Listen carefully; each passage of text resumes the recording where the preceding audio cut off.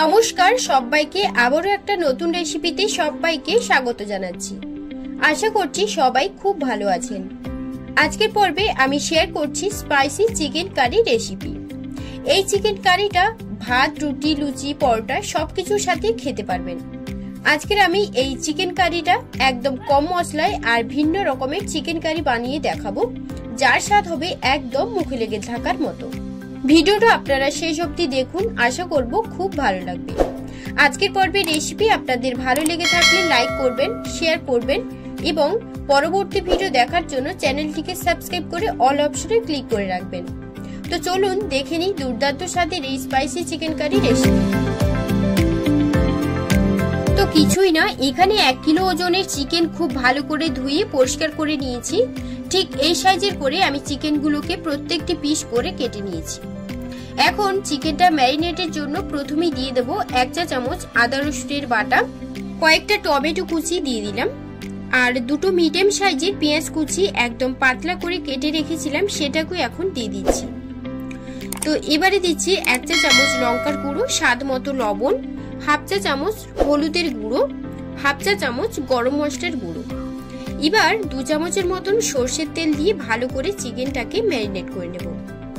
আমি এখানে সমস্ত মশলার পরিমাণগুলো হাফ চামচ করে দিয়েছি, আর বাদবাকি মশলাগুলো কষানোর সময় ব্যবহার করব। এইভাবে যদি কখনো চিকেনটা না বানিয়ে খেয়েছেন, একবার হলেও এইভাবে এই রান্নাটা করে দেখবেন, খেতে ভীষণ ভালো হয়।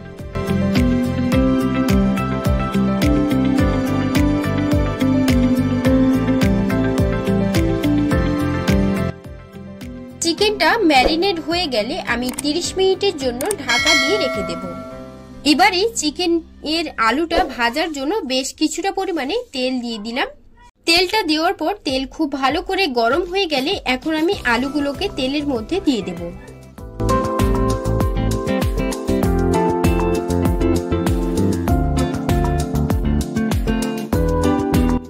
তো দেখুন, ভালো করে আলুগুলোকে ভেজে নিয়েছিলাম। এবার আমি একে একে আলুগুলোকে তুলে নেব।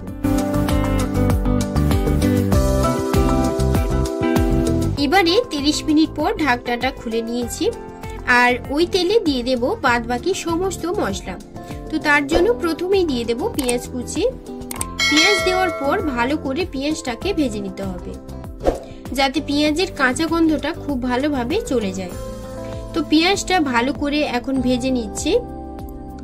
পেঁয়াজটা ঠিক এরকম করে ভাজা হলে দিয়ে দেব আদা রসুনের বাটা 2 থেকে 3 চামচ। আদা রসুনের বাটাটা এখন দিয়ে দিলাম। এবার ভালো করে কষাতে হবে। ফ্লেমটাকে মিডিয়ামে রেখে সমস্ত মশলা ভালো করে কষিয়ে নেব, যাতে আদা রসুনের কাঁচা গন্ধটা খুব ভালো করে চলে যায়।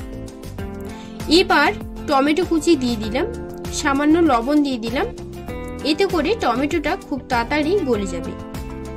এখানে এক একটা করে সমস্ত মশলা দিয়ে কষিয়ে নিচ্ছি।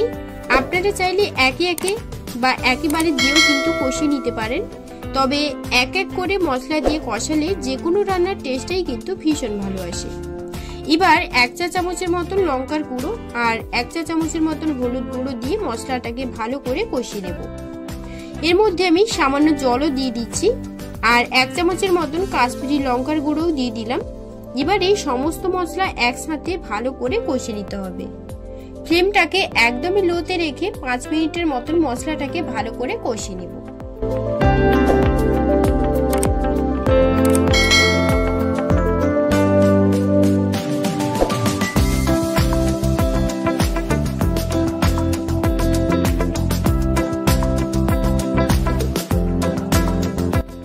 তো 5 মিনিটের মতন মশলাটাকে খুব ভালো করে কষিয়ে নিয়েছিলাম।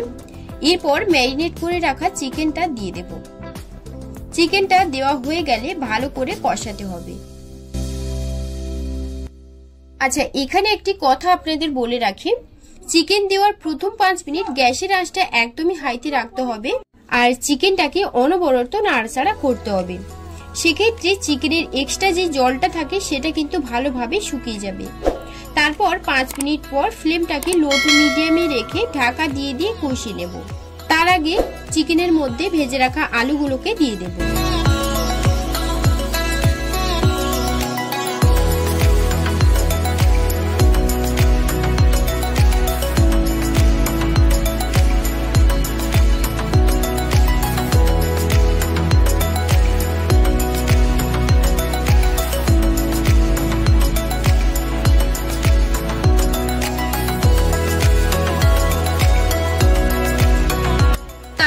চিকেনের মধ্যে দিয়ে দেব টক দই। টক দই আর চিনি দেওয়ার একটাই কারণ, সমস্ত কিছু থেকে ব্যালেন্স করবে চিনি আর টক দই, তার জন্যই দিয়ে দিলাম। আপনারা না চাইলে নাও দিতে পারেন। এরপর চিকেনটা ভালো করে কষিয়ে নেব। দই দেওয়ার সাথে সাথে চিকেনের সাথে ভালো করে মিশিয়ে নিতে হবে, না হলে দইয়ের মধ্যে দানা দানা ভাব চলে আসবে। তো সেক্ষেত্রে ভালো করে নাড়াচাড়া করে নিতে হবে।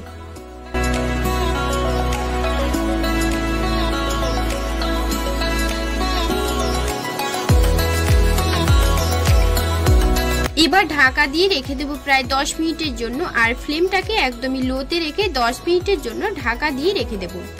তো 10 মিনিট পর ঢাকনাটা খুলে নিয়েছি, আর চিকেন থেকে কিন্তু তেলটা বেরোতেই শুরু করেছে। কিছুক্ষণ নাড়াচাড়া করে আবারও ফ্লেমটাকে লোতে রেখে 10 মিনিটের জন্য ঢাকা দিয়ে রেখে দেব। আর লেগ পিসগুলো দেখুন একদমই গোটা গোটা আছে, আর ভেঙে কিন্তু যায়নি। তো চিকেনটাকে প্রায় 10 থেকে 15 মিনিটের মতন খুব ভালো করে কষিয়ে নিয়েছি। এবার চিকেনটা থেকে যখন তেল ছাড়তে শুরু করবে তখন আমি এর মধ্যে দিয়ে দেব জল। আপনারা নিজেদের ইচ্ছে মতন যে যেমন গ্রেভি পছন্দ করেন সেই বুঝে জলটা দিয়ে দেবেন। আমার পরিমাণ অনুযায়ী আমি যেখানে জলটা দিয়ে দিলাম। এবারে পরিমাণ মতন জল দিয়ে নাড়াচাড়া করে দেব। এবার ঝোল ভালো করে ফুটতে শুরু করে দিলে দিয়ে দেব 1 চামচ পরিমাণে গরম মশলার গুঁড়ো, আর ধনেপাতা কুচি দিয়ে দিলাম সামান্য পরিমাণে। এবার কিছুক্ষণের জন্য নাড়াচাড়া করে রান্নাটা করে নেব।